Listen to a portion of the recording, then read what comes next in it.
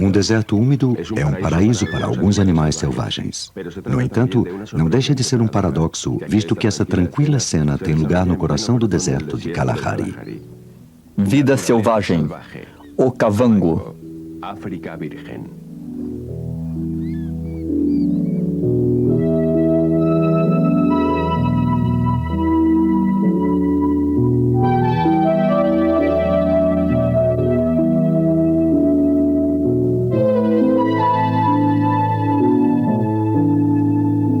O rio Okavango nasce nas montanhas de Angola, ao oeste da costa atlântica da África, atravessando todo o continente até o mar. Às vezes, se enfraquece e perde sua direção em meio à escaldante areia do Kalahari. Os rios normalmente desembocam em outros rios ou em oceanos, mas o Okavango é um fenômeno natural único. Formando um imenso delta interior, com aproximadamente 9.000 quilômetros quadrados de extensão, esse rio possibilita a existência de uma exuberante vegetação à margem dos seus sinuosos canais, constituindo assim um dos grandes refúgios da fauna africana.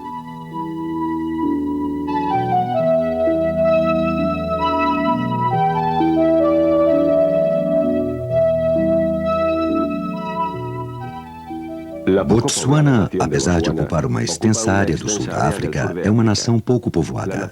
Mesmo sendo interior, possui a noroeste seu próprio mar, o delta do Okavango.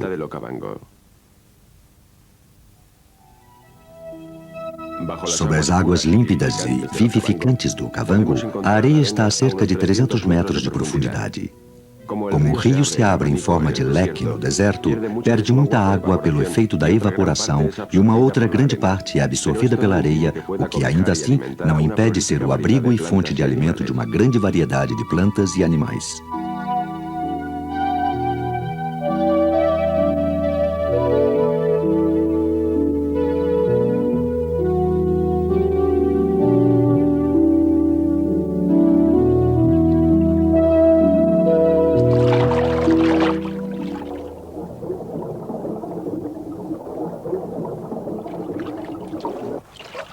O hipopótamo, cujo nome significa cavalo de rio, sente-se mais cômodo na água que na terra.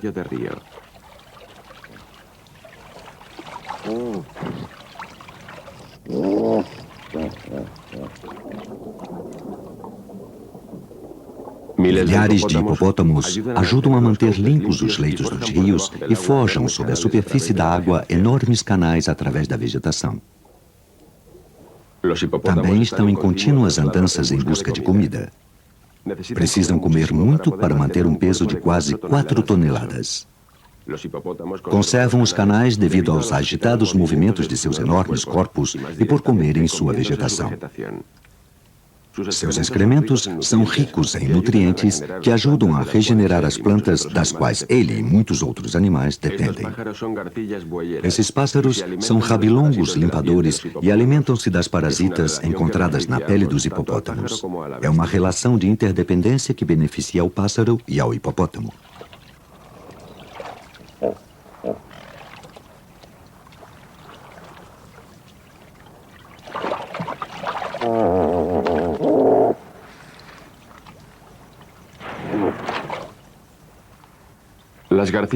As garças boieiras também vivem em estreita relação com os hipopótamos. O hipopótamo praticamente atrai a garça para que ela o liberte da parasita. Surpreendentemente, sua pele é sensível.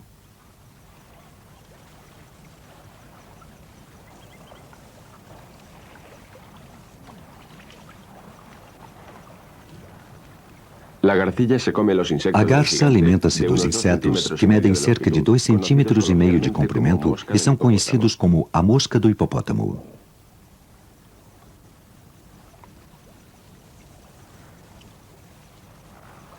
Quando o hipopótamo considera que o trabalho do pássaro está terminado, o demonstra sem cerimônia. Normalmente não chove muito no Kalahari, principalmente nessa época do ano. Quando chove, pode-se inclusive considerar um milagre. A 1.500 quilômetros de Angola, as águas do Okavango transbordam o leito do rio e se dispersam pelos caminhos sulcados pelos hipopótamos, cobrindo as planícies pela inundação.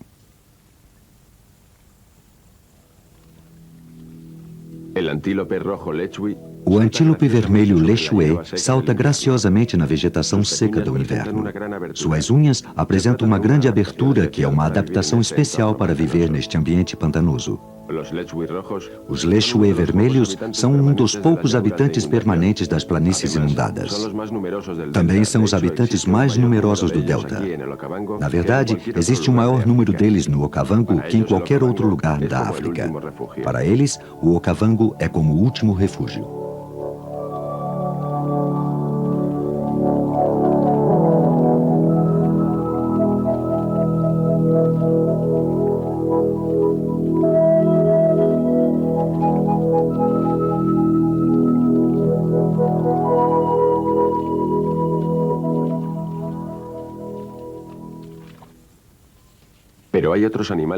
Mas existem outros animais que compartem as planícies inundadas com os lechue, como o cheetah, que para os lechue é um perigoso predador.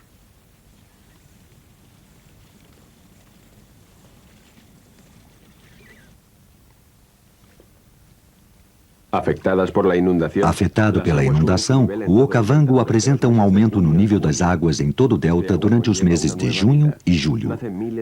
Aí nascem milhares e milhares de insetos que, por sua vez, atraem as aves como a jassanã africana. Apresenta dedos muito longos que lhe permitem equilibrar seu peso sobre uma extensa vegetação.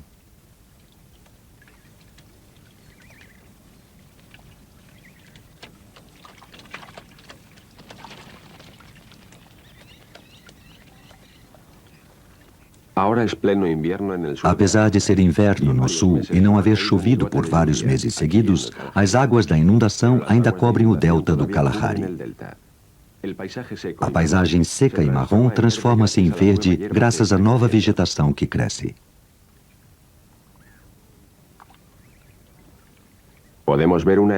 Pode-se até ver uma bonita libélula donzela.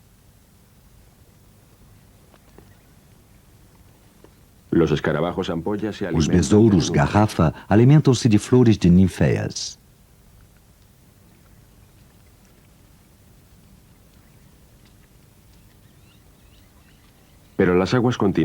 As águas continuam subindo e algumas destas flores acabarão submersas, de modo que algum besouro poderá ser levado pela corrente. Os peixes passam dos canais permanentes às planícies inundadas. Os ninhos dessas tilápias são buracos na areia do Kalahari. Aqui põem seus ovos e alimentam seus filhotes, defendendo-os contra os intrusos.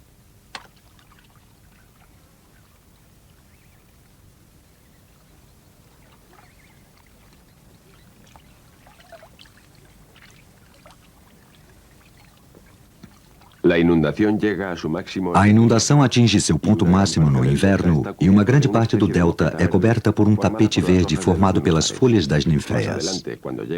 Mais tarde, quando volte a fazer tempo bom, as águas baixarão lentamente.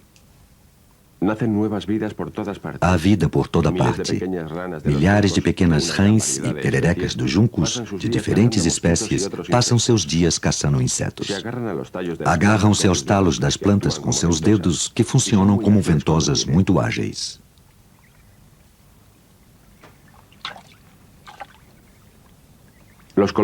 As cores e manchas das rãs dos juncos variam muito, dependendo do ambiente e até mesmo da temperatura local. O Okavango é um ambiente ideal para estes anfíbios de pouco mais de 2 centímetros.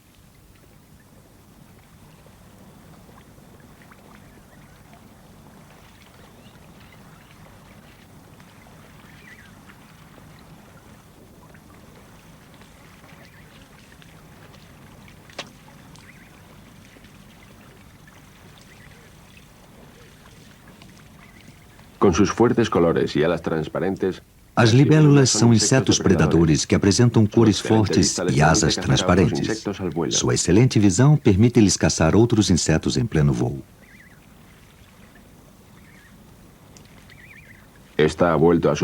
Essa voltou à sua base para poder comer a sua presa.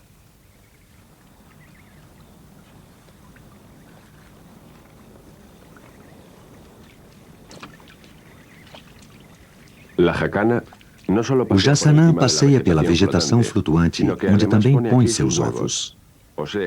Possui uma bonita camuflagem que se adequa ao seu ambiente. Alimenta-se sempre perto dos seus ovos, voltando com frequência para protegê-los do sol forte.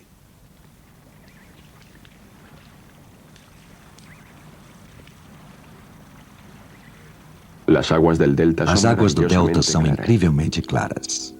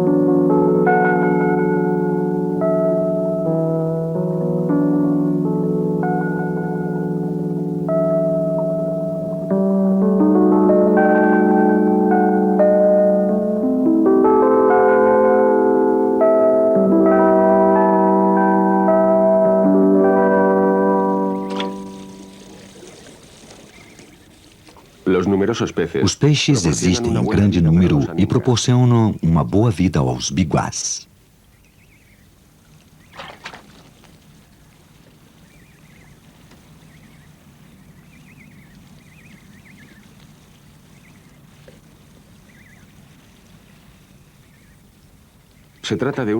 O biguá é um pescador muito experiente. Esta ave usa a técnica do arpão em lugar de caçar diretamente com o bico.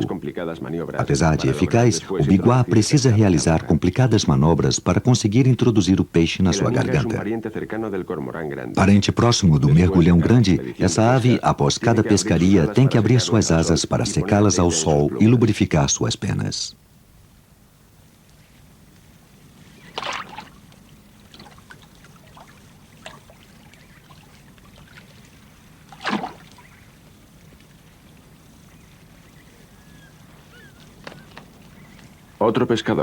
Outro pescador, com uma técnica diferente, é a águia pescadora africana que colhe a presa em pleno voo, embora nem sempre com sucesso.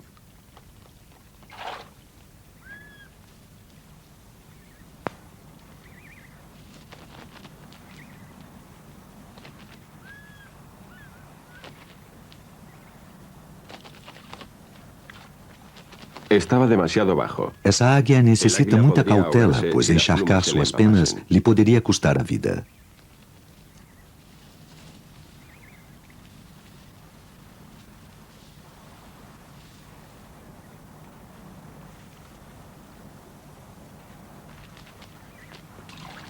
Dessa vez, capturou sua presa sem nenhum problema, e esse será seu alimento por hoje. Entre os canais e as planícies inundadas do Okavango, existem uma grande quantidade de ilhas cobertas de árvores que permanecem secas todo o ano. Algumas ilhas são muito pequenas, outras podem atingir até 50 quilômetros. Nelas vive uma grande quantidade de animais terrestres. Nessa ilha, a maior de todas, reside uma manada de búfalos do Cabo, a espécie mais numerosa depois do lechue.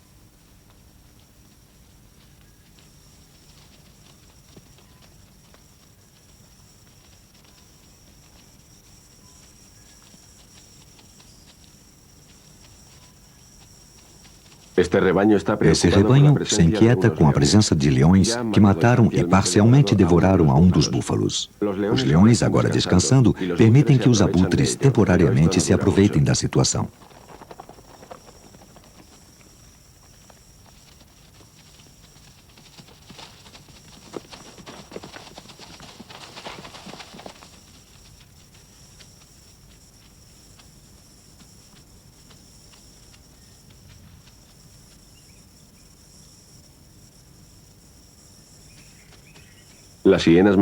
As hienas pintadas também estão à espreita.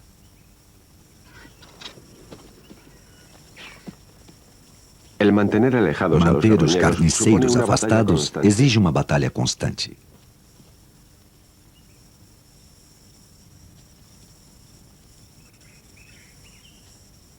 Uma leoa tenta enterrar parte do búfalo. Talvez seja uma parte que ela não aprecie.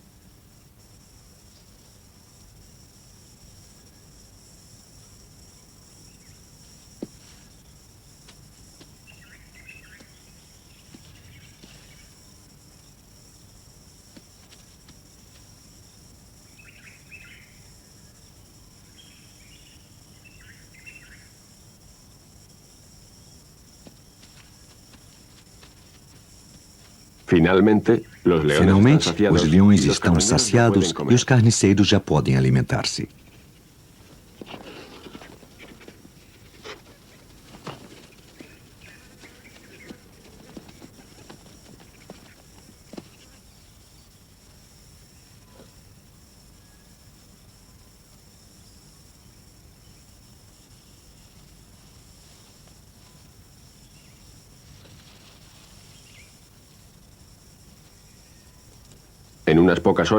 Em poucas horas, o único que sobrará serão pequenos fragmentos de pele e ossos. Essa hiena perdeu uma pata, talvez lutando contra outra hiena. Não viverá muito tempo porque seguramente as outras lhe expulsarão do banquete.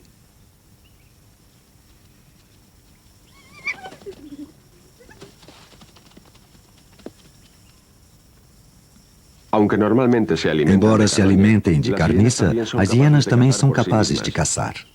Algumas têm mandíbulas fortes. Esse osso, por exemplo, pesa aproximadamente 35 quilos.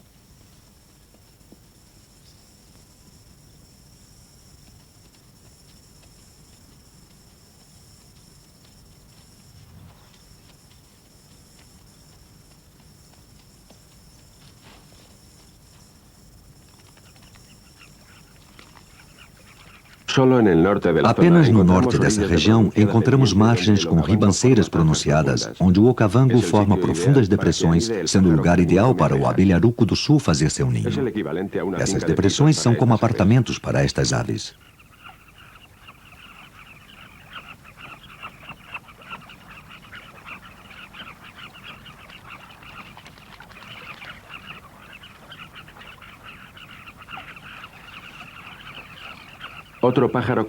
Esse também é um abelharuco, só que de peito branco.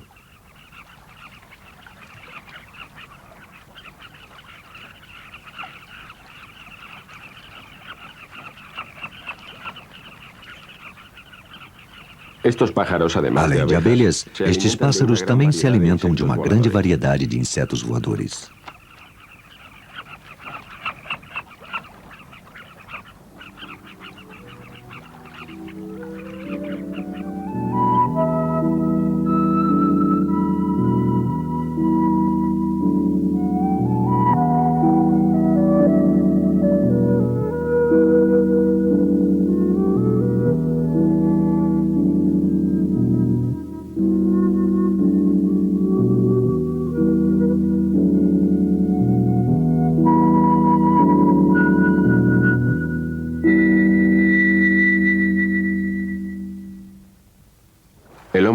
Os homens também habitam parte do delta.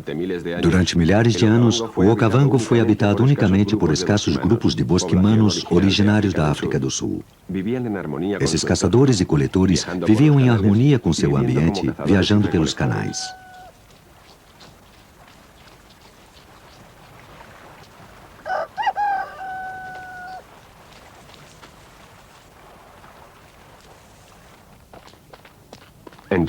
Há aproximadamente 200 anos, o mundo moderno se fez presente nesse lugar, passando a habitá-lo também refugiados das guerras tribais do norte. Construíram aldeias com paredes de juncos nas margens do Okavango, trouxeram canoas e ferramentas de ferro, além de conhecimentos sobre o cultivo de cereais.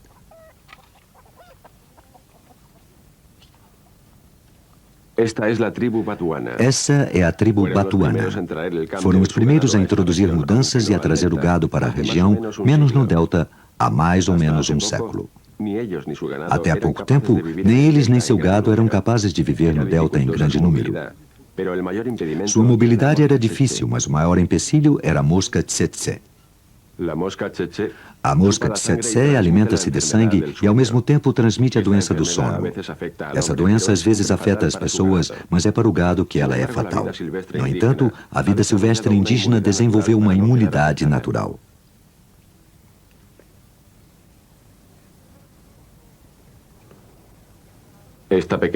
Esse pequeno inseto impediu o avanço das tribos e do seu gado, mas não foi uma barreira insuperável. Em 1963, a tribo Batuana criou a Reserva da Vida Silvestre de Moremi, nas terras de caça da tribo de mesmo nome. Foi uma tentativa de deter a onda de gado que penetrava na zona, protegendo-a dos caçadores profissionais que vinham de fora. Moremi, na época, estava parcialmente habitado, seus habitantes, muito motivados, trabalhavam muito, chegando até mesmo a mobilizar toda a tribo.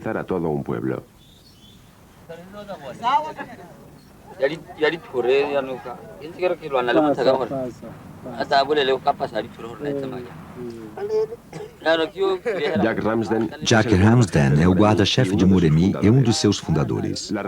A reserva é muito importante para proteger a fauna local, mas o simples fato de existir uma reserva não resolve os problemas. A caça, tanto a profissional como a da tribo, permanece nesta região. Além disso, persiste a caça ilegal na própria reserva. Se um caçador ilegal é surpreendido, sua arma é confiscada, mas a falta de um conhecimento exato dos limites da reserva também dificulta o trabalho dos guardas. Uma cerca que pudesse circundar a reserva protegeria a fauna dos caçadores ilegais, mas também dificultaria as migrações estacionais da fauna e representaria um custo muito alto. Desta forma, edificar cercas não é viável, além do que provavelmente alguns animais, como o elefante, as destruiriam. Os elefantes, por sua vez, são animais inteligentes que se reúnem em lugares onde se sentem protegidos.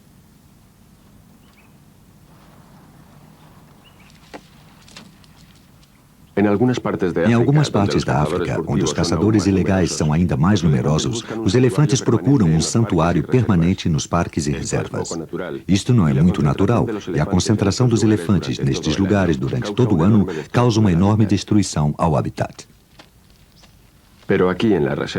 Na reserva Moremi, seus charcos de lama são utilizados durante 6 breves semanas ao ano. Eles chegam quando o nível da água está no seu ponto máximo e o resto do deserto de Kalahari encontra-se completamente seco. Como outros animais, os elefantes também se beneficiam da reserva Moremi. Utilizam a água e a lama para refrescar-se e proteger-se das parasitas.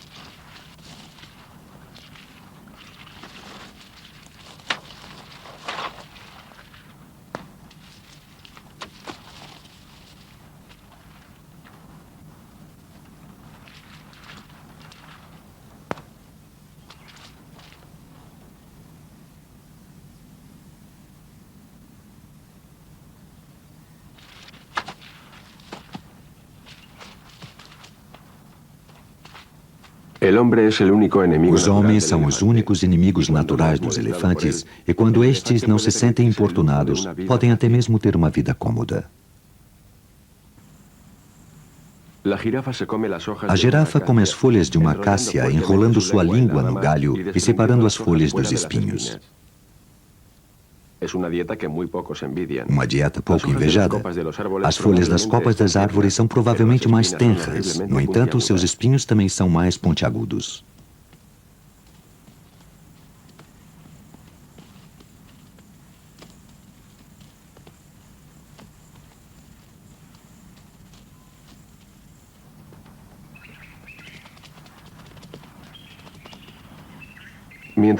A mãe facoceiro se ajoelha para escavar e extrair raízes, enquanto suas crias brincam em segurança perto da sua toca.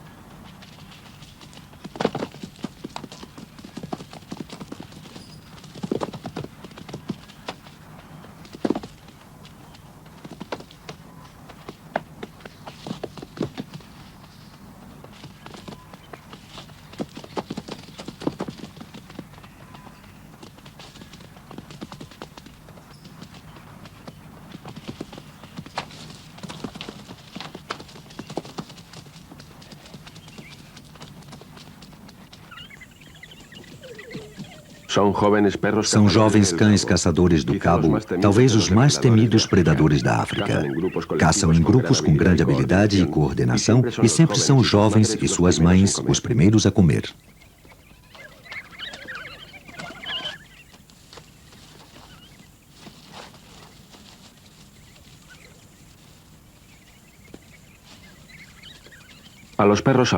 Os cães selvagens, como os leões, não gostam que os abutres se reúnam com eles, ainda que seja para comer as sobras.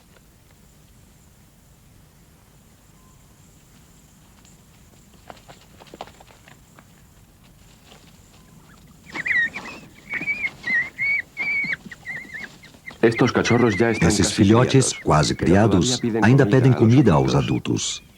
Podem mesmo não terem seus pais, mas ainda assim serão os adultos os responsáveis pela sua alimentação.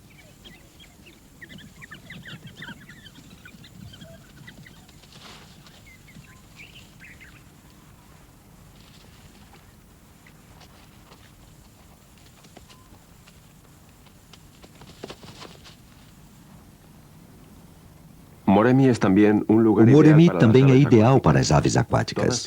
Todas possuem técnicas de caça especiais e são atraídas pelos peixes e por outras criaturas aquáticas presas nas lagoas até que baixe o nível das águas.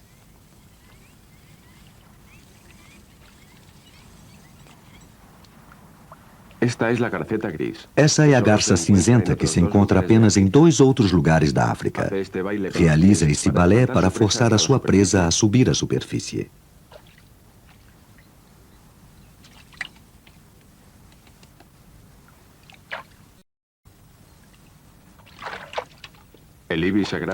O ibis sagrado também encontra sua comida no fundo da lama.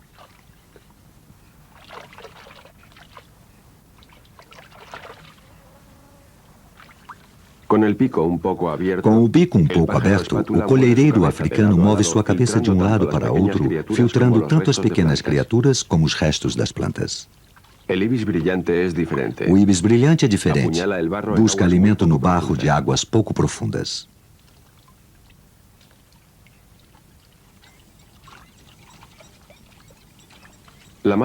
A menor das cegonhas é a cabeça de martelo, que também espanta sua presa agitando as patas. Alimenta-se de rães, girinos e peixes.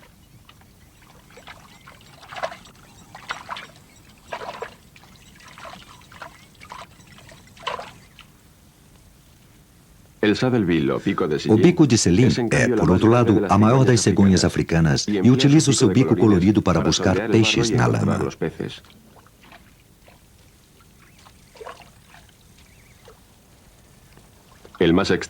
A mais estranha de todas é a garça negra, que abre suas asas sobre a cabeça como se fosse um guarda-chuva. Isso tanto pode servir para enganar os peixes, que pensam estar sob a segurança dos juncos, como pode facilitar sua pesca, eliminando os reflexos da superfície.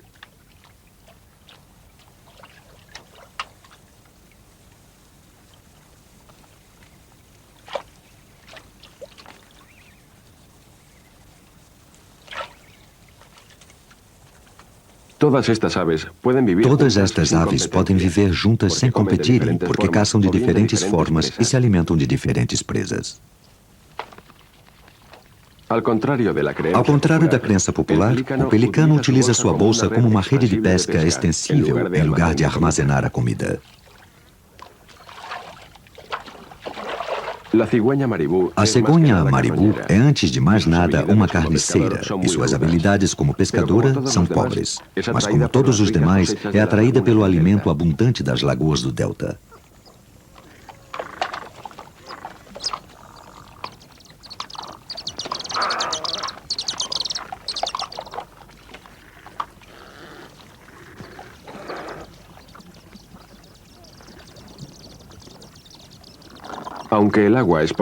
Embora a água seja pouco profunda, as planícies inundadas são ricas em capim novo, que, por exemplo, serve de alimento para os lechue.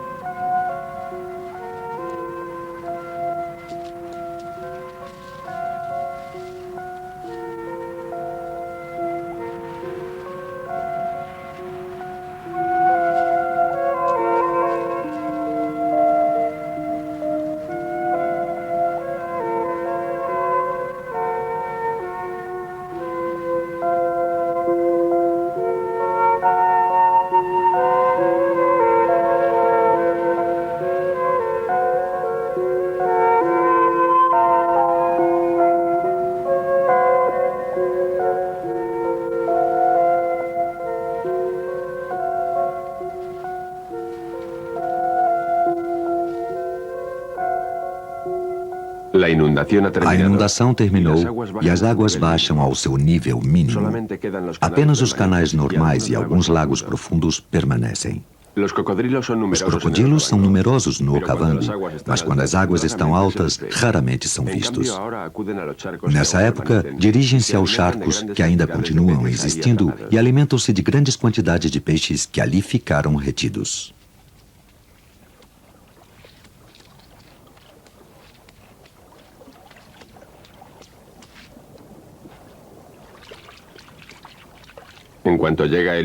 À medida que o inverno se aproxima, as águas ficam mais frias e esses répteis necessitam passar mais tempo ao sol. Durante os anos 60, milhares de crocodilos foram mortos por causa de suas valiosas peles. Hoje estão protegidos e seu número aumenta, embora seja raro ver um crocodilo realmente grande.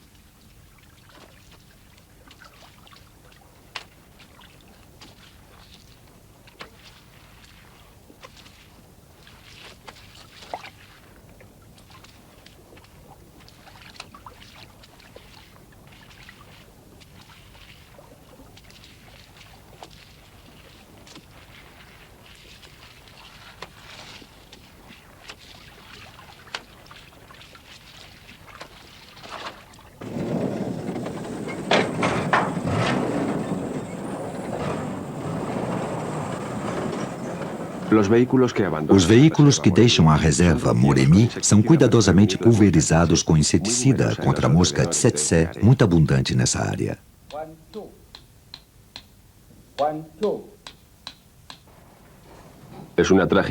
Ainda que seja inimiga das pessoas e do gado, a mosca tsetse atua como uma espécie de guarda natural do Okavango. Sua virtual erradicação no delta pode representar um perigo para a fauna local. Livre da tirania da doença que essa mosca transmite, as pessoas entram com seu gado na região, desencadeando terríveis consequências. As árvores são cortadas para combustível ou para criar campos de cultivo. Os animais selvagens vão embora na época da chuva, dando à vegetação a oportunidade de se recuperar. No entanto, as cabras e as vacas permanecem todo o ano, transformando o deserto em uma terra morta.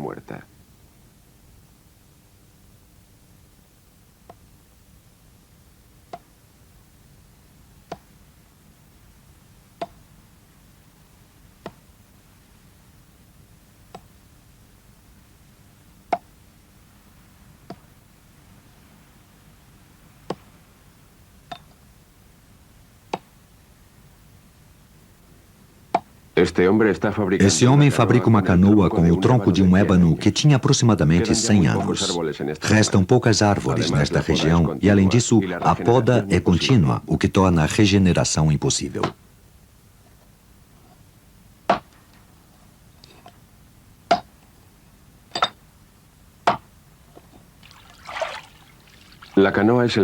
A canoa é o meio de transporte mais comum no Okavango. Até hoje, a população que vive no delta não possui gado e vive da sua riqueza natural.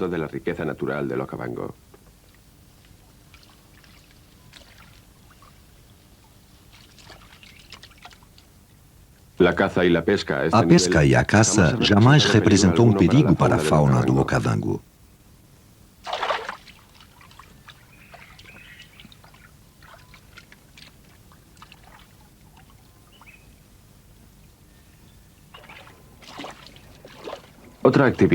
Outra atividade no delta consiste em cortar os juncos para em seguida vendê-los nos povoados da região. Esses juncos constituem um bom material para a construção de casas. Essa carga, pelo seu volume, deve ter demorado um mês para ser cortada e amarrada.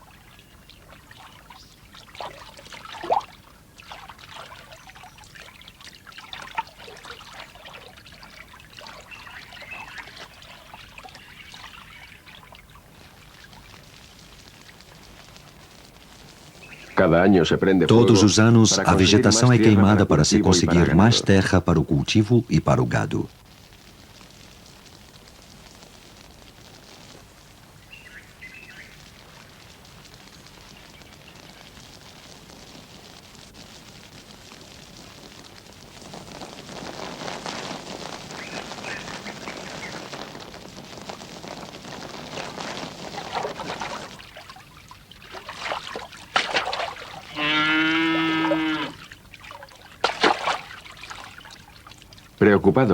Preocupado com que os crocodilos possam atacar seu gado, esse homem golpeia a água com um pau. Há alguns anos, esses animais não poderiam estar aqui por causa da presença das moscas de tsetse.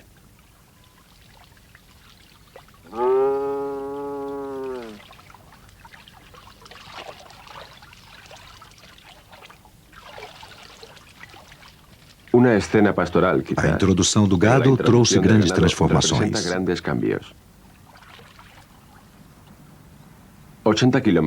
A 80 quilômetros ao sul do delta está o Lago Nyami.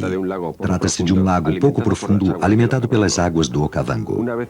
Antes era cercado por uma densa vegetação e habitado por uma fauna semelhante à que hoje existe no delta.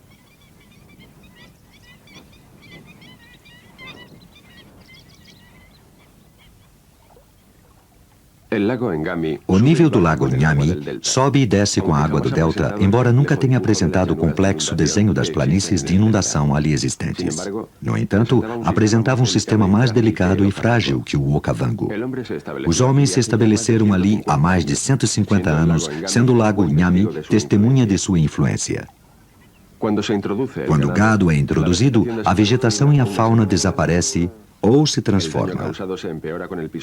O prejuízo causado é ainda maior com o constante pisoteio do gado, que deixa a terra mais dura que as pedras e impede o crescimento da vegetação.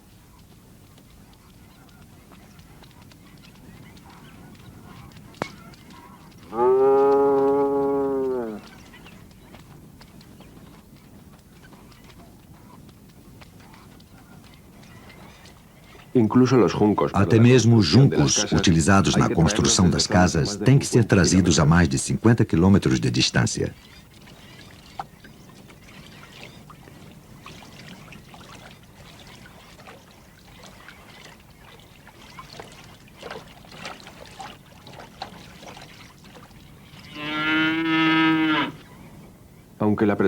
Embora a presença das pessoas tenha produzido um efeito tão devastador sobre os animais e as plantas, as aves aquáticas ainda sobrevivem nessas águas, visto que podem coexistir com o gado.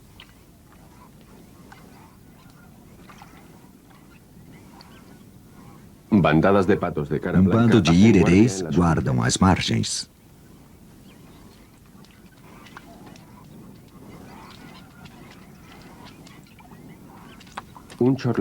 Um maçarico.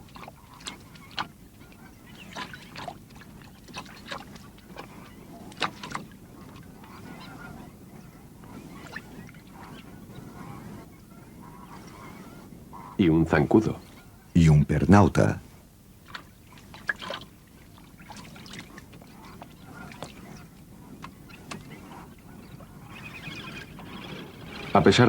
Mas apesar da presença das aves, o lago Nyami não é como antes. Esse é um aviso do que poderá acontecer com o Okavango.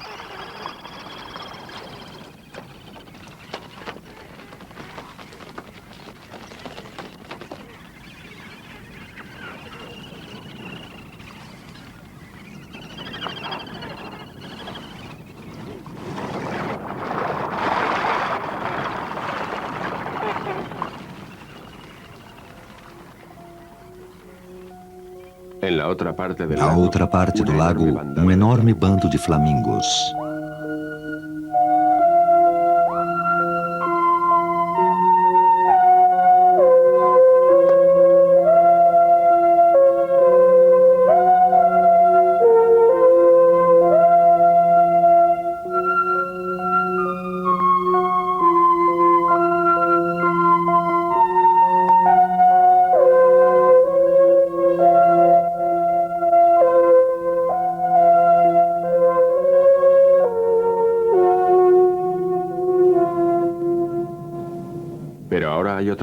Também existe uma outra ameaça para o delta de Okavango, a indústria.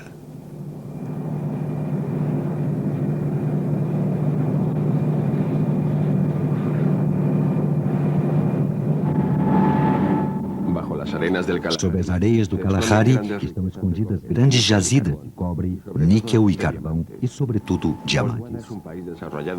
Botsuana é um país que se desenvolve com poucos recursos e seu futuro depende da extração destes valiosos minerais. A mina de diamantes Orapa depende completamente de milhões de litros de água para o seu funcionamento.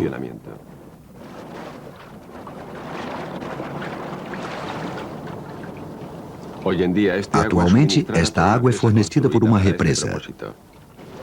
Nos últimos anos, tiveram a sorte do aumento das chuvas na região. Mas e se as chuvas deixarem de cair?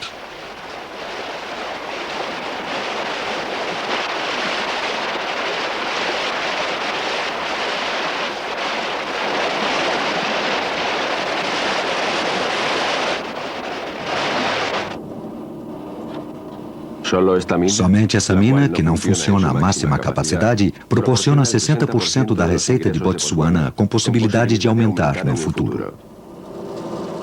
De onde virá a água?